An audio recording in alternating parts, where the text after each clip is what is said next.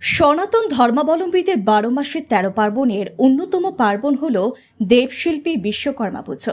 17 September মঙ্গলবার রাজ্য জুড়ে বিভিন্ন শিল্প কলকারখানা, সংবাদপত্র ও বৈদ্যুতিন প্রচার মাধ্যম সহ বাড়িঘরে যথাযোগ্য মর্যাদায় শ্রদ্ধার সাথে দেবশিল্পীর পূজা অর্চনা হচ্ছে। বিশ্বকর্মা পূজা হচ্ছে একটি হিন্দু ধর্মীয় উৎসব।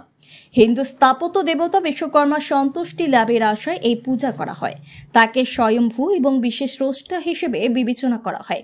তিনি দেবতা কৃষ্ণের রাজধানী দ্বারকা শহরটি নির্মাণ করেছিলেন।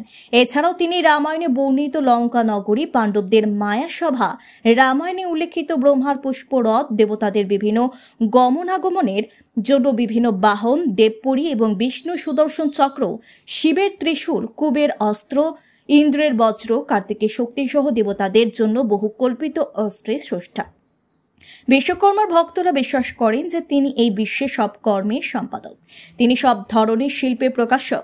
শিল্পবিদ্যায় বিশ্বকর্মার রয়েছে একচ্ছত্র অধিকার। তিনি নিজেই চতুষষ্ঠী কলা, স্থাপত্য বেদ এবং উপবেদের প্রকাশক। কথিত রয়েছে পুরীর বিখ্যাত জগন্নাথ মূর্তিও তিনিই নির্মাণ করেন। বিশ্বকর্মা প্রযুক্তির দেবতা।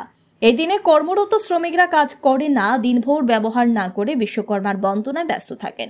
এই দিনে কারখানার সমস্ত মেশিন ও যন্ত্রাংশের পুজো করা হয়। বিশ্বকর্মা প্রযুক্তির দেবতা। এই দিনে কর্মরত শ্রমিকরা কাজ করেন না, দিনভর ব্যবহার না করে বিশ্বকর্মার বন্দনায় ব্যস্ত থাকেন। এই দিনে কারখানার সমস্ত মেশিন ও যন্ত্রাংশের পুজো করা হয়। প্রতি বছরে 17 সেপ্টেম্বর বিশ্বকর্মা পুজো করা হয়। এই দিনে প্রতিটি কারখানা ও প্রযুক্তির সঙ্গে যুক্ত অফিসে বিশ্বকর্মার আরাধনা করা হয়। ঋগ্বেদ অনুযায়ী তিনি পরম সত্যের প্রতিরূপ এবং সৃষ্টি শক্তির দেবতা। তাকে সময় সূত্রপাতের প্রাক অবস্থা থেকে অস্তিত্বমান স্থপতি তথা ব্রহ্মাণ্ডের দিব্য স্রষ্টা বলে উল্লেখ করা হয়েছে। রামায়ণে একাধিকবার বিশ্বকর্মার উল্লেখ পাওয়া যায়।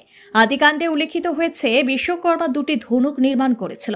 তিনি তার মধ্যে একটি ত্রিপুরাসুর বধের জন্য শিবকে এবং অপরটি বিষ্ণুকে প্রদান করেন। বিশ্বকর্মা প্রযুক্তি দেবতা। এই দিনে কর্মরত শ্রমিকরা কাজ করেন না, দিনভর ব্যবহার না করে বিশ্বকর্মার বন্দনায় ব্যস্ত থাকেন। এই দিনে কারখানার সমস্ত মেশিন ও যন্ত্রাংশের পুজো করা হয়। 2024 সালে বিশ্বকর্মা পুজো পড়েছে 17 সেপ্টেম্বর বাংলা ক্যালেন্ডার অনুযায়ী, যা হয় 31 ভাদ্র। দিনটি হলো মঙ্গলবার।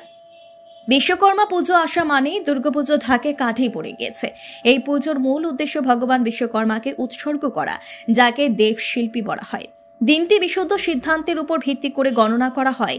পূর্ব ভারতে যেমন ত্রিপুরা, পশ্চিমবঙ্গ, ওড়িশা এবং ঝাড়খণ্ডে বিশ্বকর্মা দিবসে বিশ্বকর্মা পূজা হয়। বিশ্বকর্মার পুজো দিন ভাদ্র সংক্রান্তি অর্থাৎ ভাদ্র মাসের শেষ তারিখ। বিশ্বকর্মা পুজো যে তারিখটি বাংলা পঞ্জিকা মতে বেরোয় তা ইংরেজি ক্যালেন্ডারে 17 সেপ্টেম্বরই পড়ে। বিশ্বকর্মা পুজোর তিথি স্থির করা হয় সূর্যের গতি প্রকৃতির উপর নির্ভর করা।